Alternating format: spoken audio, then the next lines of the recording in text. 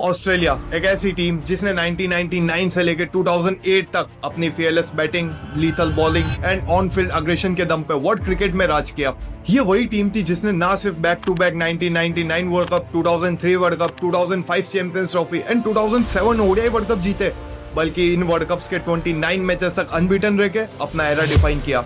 लेकिन फिर ऐसा कुछ हुआ जिसे किसी ने भी इमेजिन नहीं किया था। आज वही Australia team last 4 ICC tournaments में एक भी बार ट्रॉफी नहीं जीत पाई, चाहे 2024 एंड 2026 टी20 वर्ल्ड कप हो या 2025 चैंपियंस ट्रॉफी या फिर WTC 2025 का वो final.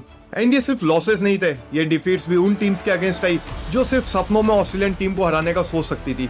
It's a win for Zimbabwe. It's an historic one. The first time they've beaten Australia.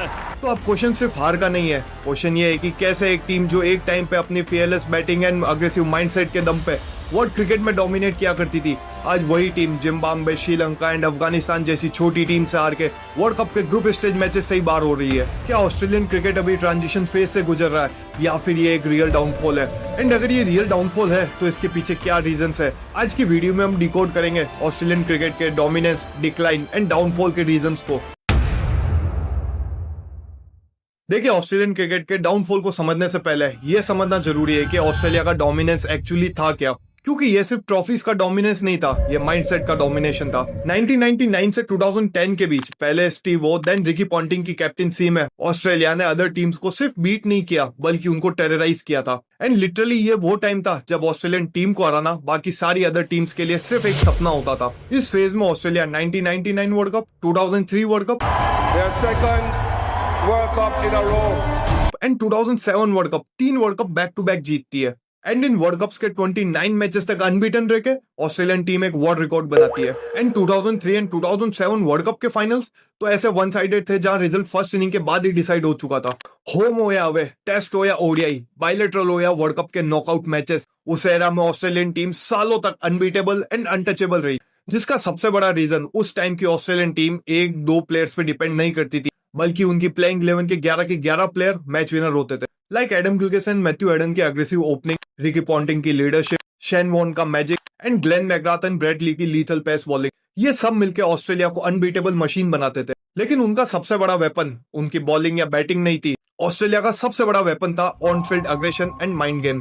Australia के लिए ये मैटर नहीं करता था कि सामने वाला न्यू कमर है या लेजेंड, एक बाउंसर, एक स्टेयर और एक स्लेजिंग लाइन, और अक्सर सामने वाला बैट्समैन शॉट खेलने से पहले ही डिफेंसिव हो जाता था। लेकिन हिस्ट्री का एक रूल है कि हर एरा का एक एंड होता है, और ऑस्ट्रेलियन टीम के साथ भी सेम यही हुआ। ये वो शिफ्ट था जो ड्रेसिंग रूम से स्टार्ट हुआ, सिलेक्शन टेबल तक पहुंचा एंड देन आईसीसी टूर्नामेंट्स में एक्सपोज हो गया, और इसी साइलेंट शिफ्ट ने ऑस्ट्रेलियन क्रिकेट के डाउनफॉल की फाउंडेशन रखी।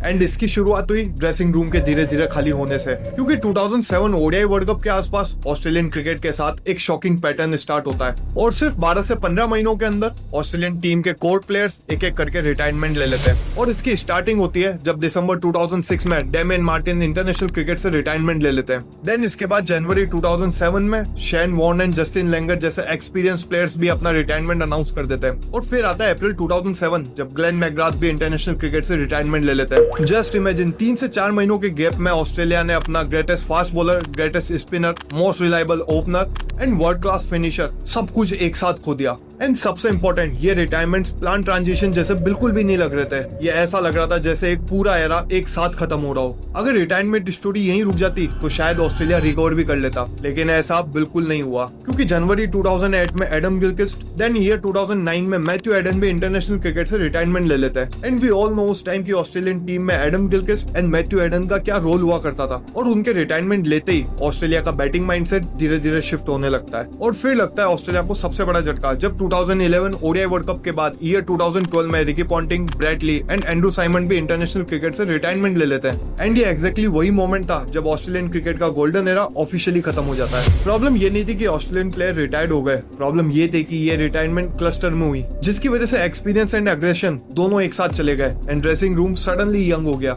विदाउट एनी डाउट ऑस्ट्रेलिया के पास टैलेंट अब भी था, फैसिलिटीज बेस्ट थी एंड डोमेस्टिक क्रिकेट वो भी स्ट्रॉन्ग था, लेकिन एक चीज मिसिंग थी, वो थी आइडेंटिटी एंड अग्रेसिव कल्चर जो उस ऑस्ट्रेलियन टीम ने बनाया था, और यही आगे चल के ऑस्ट्रेलिया के लिए सबसे बड़ा हेडेक बनने वाला था। और इसकी स्टार्टिंग हुई 2019 ओडीआई वर्ल्ड कप से। इस वर्ल्ड कप में ऑस्ट्रेलियन टीम डिसेंट परफॉर्म करती है एंड सेमीफाइनल तक पहुंचती है, लेकिन इंग्लैंड के अगेंस्ट सेमीफाइनल में ऑस्ट्रेलियन टीम बिना फाइट करे 8 विकेट से ये मैच हार के वर्ल्ड कप से बाहर हो जाती है। ये सिर्फ एक सेमीफाइनल लॉस नहीं थी, ये फर्स्ट टाइम था जब Australian team ICC knockout matches में मेंटली आउटप्लेड दिखी। और यहीं से स्टार्ट होता है वो फेज जहाँ ऑस्ट्रेलियन टीम ऑन पेपर तो स्ट्रॉन्ग दिखती थी लेकिन अनबीटेबल नहीं। फिर आता है 2022 टी20 वर्ल्ड कप जिसे ऑस्ट्रेलिया होस्ट कर रहा था, लेकिन यही टूर्नामेंट ऑस्ट्रेलिया के लिए सबसे बड़ा डिसअपॉइंटमेंट बना, क्योंकि इस वर्ल्ड कप में होम कंडीशंस, डिफेंडिंग चैंपियंस का टैग एंड फैमिलियर पिचेस सब कुछ होने के बाद भी ऑस्ट्रेलियन टीम ग्रुप स्टेज से ही नॉकआउट हो गई। उनके ग्रुप में न्यूजीलैंड एंड इंग्लैंड ने ऑस्ट्रेलिया से ज्यादा डिसिप्लिन क्रिकेट खेला, जिसके बाद नेट रन रेट के बेसिस पे ऑस्ट्रेलिया नॉकआउट हो जाती है। ये फर्स्ट टाइम था जब Australian team home world cup होने के बाद भी नॉकआउट तक भी नहीं पहुंच पाई। और फिर आता है 2024 टी20 वर्ल्ड कप, जहां सबको लग रहा था कि इस बार ऑस्ट्रेलियन टीम कमबैक करेगी एंड इस वर्ल्ड कप में ऑस्ट्रेलियन टीम ग्रुप स्टेज भी क्रॉस कर लेता है। लेकिन सुपर 8 स्टेज में अगेन वही स्टोरी रिपीट होती है, क्योंकि पहले सुपर 8 स्टेज में अफगानिस्तान ऑस्ट्रेलिया को 21 रन से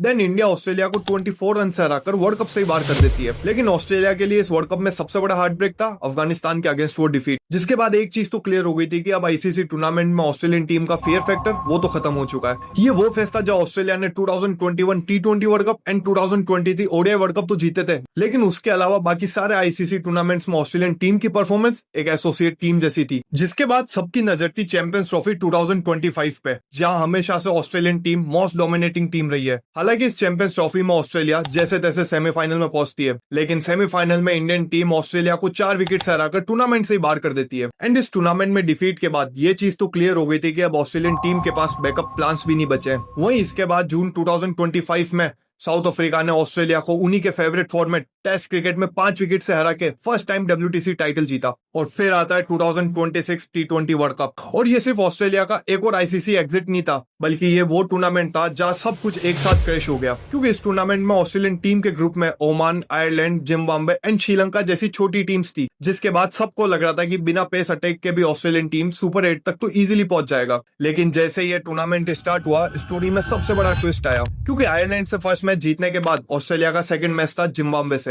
लेकिन इस मैच में जिम्बाब्वे ने ऑस्ट्रेलिया को 22 रन से हरा के पूरे वर्ल्ड क्रिकेट को शॉक कर दिया। लास्ट मैच में मिली डिफीट के बाद ऑस्ट्रेलिया के लिए आने वाला match do and die match था, और वो भी होस्ट नेशन श्रीलंका के अगेंस्ट। ऑल्दो इस मैच में ऑस्ट्रेलियन टीम अग्रेसिव स्टार्ट करती है एंड सिर्फ 8.3 ओवर्स में बिना कोई विकेट लूज किए 103 रन स्कोर कर देती है। लेकिन एक बार फिर हर बार के जैसे ऑस्ट्रेलियन बैटिंग कोलैप्स कर गई एंड नेक्स्ट 24 बॉल्स में ऑस्ट्रेलिया 6 विकेट लूज कर देता है एंड सिर्फ 181 रन ऑल आउट हो जाती है। और जब रन चेस में श्रीलंकन टीम बैटिंग करने आती है तो वो ऑस्ट्रेलियन टीम को इजीली 8 विकेट से हराकर वर्ल्ड कप से बाहर कर देती है। आईसीसी टूर्नामेंट में जिम्बाब्वे एंड श्रीलंका जैसी टीम से हार कर ग्रुप स्टेज से एलिमिनेट होना सिर्फ एक अपसेट नहीं बल्कि सिस्टम फेलियर था। लेकिन यहीं पे सबसे बड़ा क्वेश्चन रेज होता है कि लास्ट 4-5 सालों में ऑस्ट्रेलियन टीम के साथ ऐसा क्या हुआ कि वो ना आईसीसी टूर्नामेंट जीत पा रही है और ना ही वो डोमिनेशन दिखा पा रही है जो कभी उनकी आइडेंटिटी हुआ करती थी।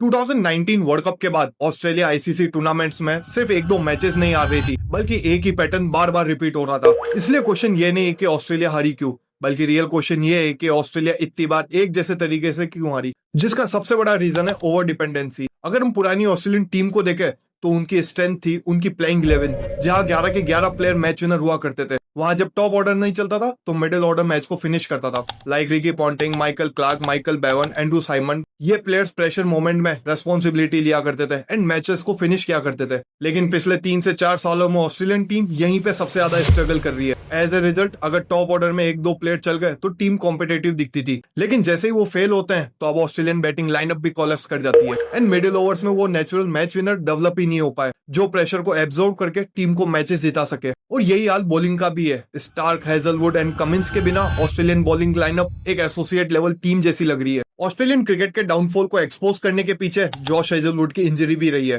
12 नवंबर 2025 को जॉश हेजलवुड को हैमस्ट्रिंग इंजरी होती है और उस इंजरी के बाद ऑस्ट्रेलियन टीम अपने 8 में से 7 टी20 मैचेस हार जाता है, क्योंकि ऑस्ट्रेलिया के लिए हेजलवुड सिर्फ एक फास्ट बॉलर नहीं बल्कि टी20 सेटअप के बैकबोन थे। और जब जॉश हेजलवुड के साथ कैप्टन पैट कमिंस भी इंजर्ड हुए तो ऑस्ट्रेलिया के पास कोई भी एक्सपीरियंस बैकअप पेसर नहीं बचा और यहीं से new ball control and death over discipline दोनों गायब हो गए। वैसे तो प्रेजेंट डे क्रिकेट में एज को सिर्फ एक नंबर कहा जाता है, लेकिन यही नंबर्स ऑस्ट्रेलियन टीम के लिए सबसे बड़ा हेडेक बन चुका है और नंबर्स सुन के आप खुद भी शॉक हो जाओगे। करंट ऑस्ट्रेलियन टीम के captain PAT Cummins 32 years, Travis head 32 years, Josh Hazlewood 35 years, Mitchell Starc 36 years, Steve Smith 36 years and Glenn Maxwell 37 years के हैं। एंड लिटरली ये वो ऑस्ट्रेलियन की प्लेयर्स है जो लास्ट 8 से 10 सालों से ऑस्ट्रेलिया के बैकबोन थे। सो ये बात तो पक्की है कि ऑस्ट्रेलियन टीम का ट्रांजिशन फेज अगर स्मूथली नहीं हुआ तो आने वाला टाइम ऑस्ट्रेलिया के लिए और ज्यादा डिफिकल्ट होने वाला है। अब आता है सबसे बड़ा रीजन और वो है ऑन फील्ड एग्रेशन, जिसके लिए ऑस्ट्रेलियन टीम हमेशा से जानी जाती थी। ये फैक्टर स्टेट्स में नहीं दिखता लेकिन आईसीसी टूर्नामेंट्स में